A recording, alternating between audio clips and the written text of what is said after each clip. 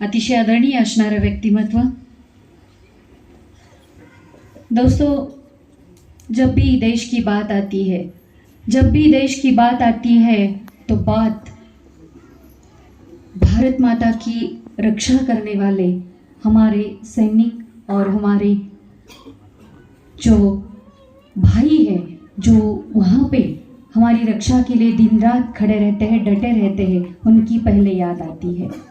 क्योंकि भारत माता हम सबकी माता है, इससे पहले वो उनकी माता है जिन्होंने हम सबको जीने का, सुख से रहने का और प्यार हमारे घर में जतन करने का अधिकार अपना जीवन दांव पे लगाकर वहाँ पे खड़े होकर हमें दिया है। ऐसा व्यक्तित्व आज हमारे बीच में है, जिनके लिए हमारे सारे शब्द भी कम है, क्योंकि क्या बोले उनके लिए जो केवल और केवल जीते हैं हमारे लिए। तो मेरी बातों को अल्प विराम और मैं बुलाती हूँ माननीय श्री जिले सिंह जी, शौर्य चक्र पदक विजेता, भारत सरकार।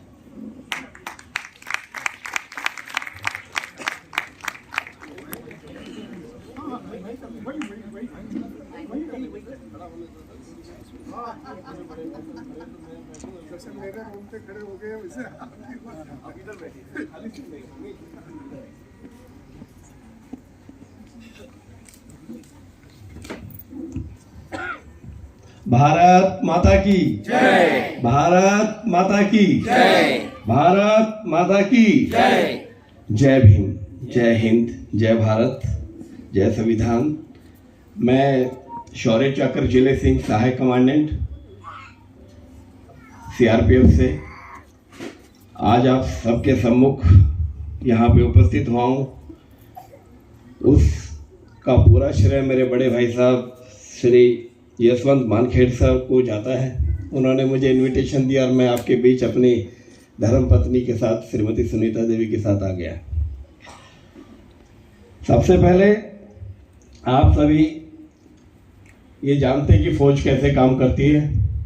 मैं सीआरपीएफ में पिछले 7-8 सालों से क्विक एक्शन टीम का कमांडर हूँ और पुलवामा, शोपियान और अनंतनाग आप सभी को मालूम है वहाँ पे क्या कंडीशन थी कुछ दिन पहले। अब तो खैर शांति हो गई, लेकिन थोड़े दिन पहले बहुत दिक्कत थी। तो मुझे शौर्य चक्र जो मिला उसकी छोटी सी कहानी बताता हूँ 2 मिनट के लिए, और उसके बाद फिर हम संविधान के ऊपर आते हैं। पुलवामा में जो अटैक हुआ था, जैसे यशवंत सर ने बताया था कि मैं वहाँ का मेन रोल मैंने प्ले किया था। और आज तक के इतिहास में सीआरपीएफ में जब से 1939 से सीआरपीएफ बनी है, उसमें सबसे ज़्यादा मेडल जो मिले थे वो पुलवामा अटैक पे ही मिले थे।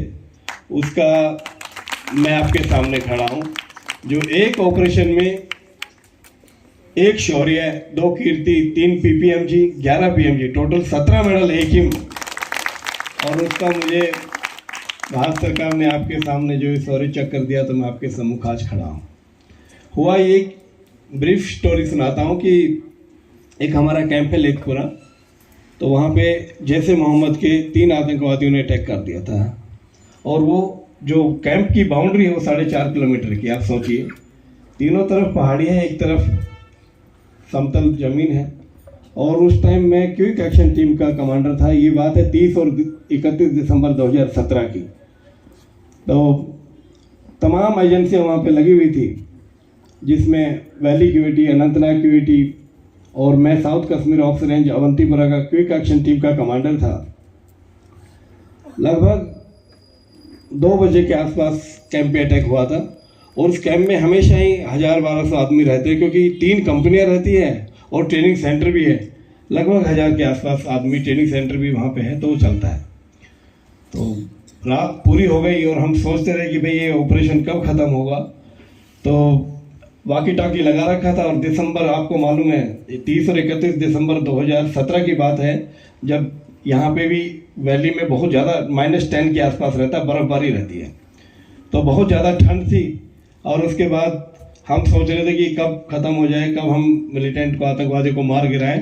लेकिन सुबह हो गई 7:30 बजे तक एक भी मिलिटेंट मारा नहीं गया था और उसमें लगभग 3-4 जवानों को हमारी बहुत ही गंभीर इंजरी हो गई थी और 4 जवान जब तक हमारे शहीद हो चुके थे, जिसको 92 बेस में जो इंजर्ड थे उनको भेज दिया गया था।